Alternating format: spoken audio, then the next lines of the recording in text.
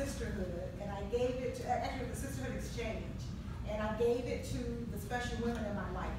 Now some of them looked at me like, girl, where's my real Christmas present? But others got it, others read it, and it resonated with them. My brother-in-law screamed when he read it, it was that beautiful. I actually printed it in one of the issues of the publication. I can't say where I got the urge to come up with sisterhood, but I'm very obedient from a spiritual perspective. And when God gives me some kind of directive, the only thing I say is how am I supposed to do it? When God gives me the what, I ask for the how, and then it starts to unfold. And about a year and a half ago, 2 years ago, the urge to move with this publication was very, very strong. Probably August 2015, very, very strong. And I put the first issue together alone, and it kind of looked like I put it together by myself, but it was filled with love, so I was proud of it. About a month later, I got an invitation to become the editor at the South Florida Times. I don't make any move without praying. And so I prayed about it because I just didn't know, God, I'm supposed to be doing the sisterhood right now. And so I prayed about it, and it was really, really clear to me that I'm supposed to go and work as the editor at the South Florida Times. And me being superwoman, I thought I could do both.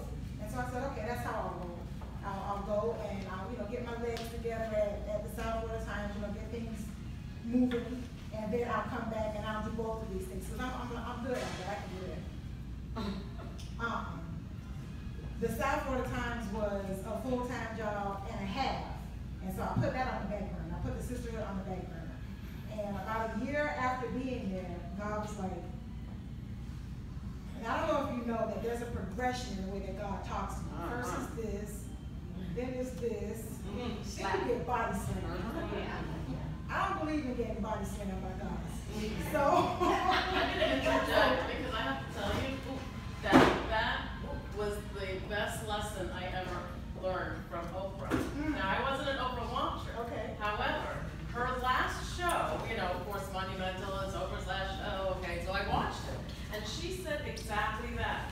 Sometimes God taps you on the shoulder, whispers in your ear, and sometimes he hits you in the head with a brick. And that was my brick moment, because I needed to hear that, because people were manipulating me in life. And I was like, oh, you have a choice? What? And I kept getting hit in the head with the brick. It's like, oh, friend, come on. And she was the one who helped me change my life. So I have an Oprah moment with that exact thing. So I just wanted to interject right there. So yeah, I started the publication August 2016.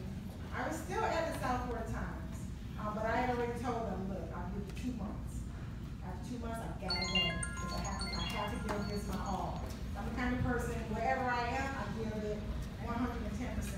And so I couldn't give 110% to both, and I didn't want the quality of either to suffer, but I was really, really clear that this was the timing of this was in divine order, and it was time for me to move on. And so I did. I launched in August 2016. We did the first 3 issues online, and the 4th issue launched in print in November of 2016. And it's been onward and upward ever since. My whole idea about the publication is to capture the highest essence of sisterhood. I think sisterhood starts within us, individually. We inform sisterhood collectively. The way that we show up individually defines how sisterhood unfolds collectively. Okay? And so the sisterhood of self, the relationship that we have with ourselves, is what defines not only the quality of our life, but it also defines how we connect with other women. The kind of women who show up in our lives, they're a reflection of who we are.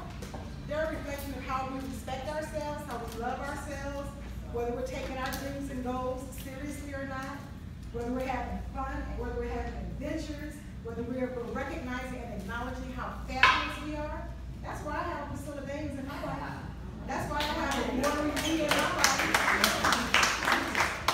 The way you roll, that determines who shows up in your life. And so I thought, okay, let's make this publication an opportunity to capture women who get that. Let's spotlight women who get that, because you can tell a woman who understands the power of her SOS, her sisterhood of self, by the way she interacts with other women. Because you can see in a authentic woman a mile away. You can see it in how she's living her dreams. She recognizes that this is not a dress rehearsal. She knows that she does not have time to play. She wants to leave this planet empty, with every ounce of talent and goodness displayed and shared while she's here.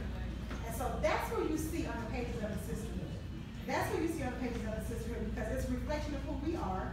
And for women who are looking to activate their SOS, when they read about their sisters on these pages, they always come away with, I can do that. If not me, who? If not now, when? That's the kind of response that I've been getting from this publication.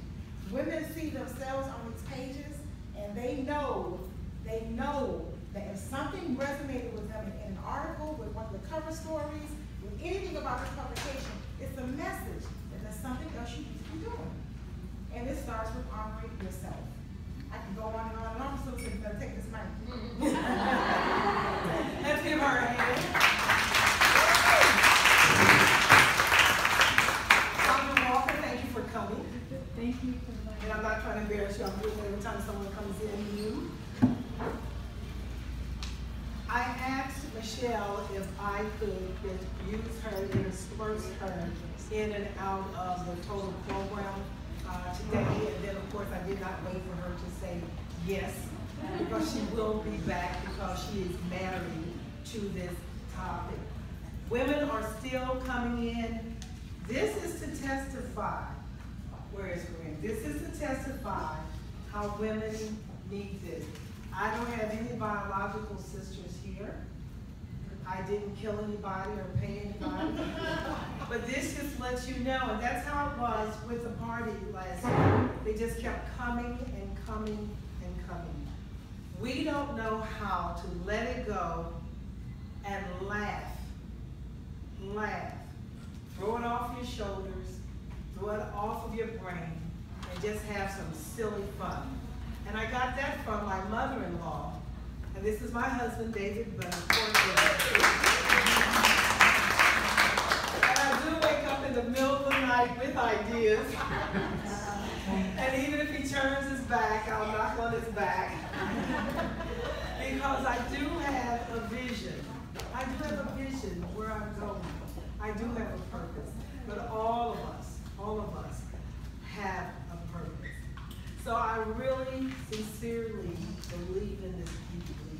And so I am imploring you, and I thank you for suggesting that I do a seminar. And I really did immediately say this is what I wanted to do.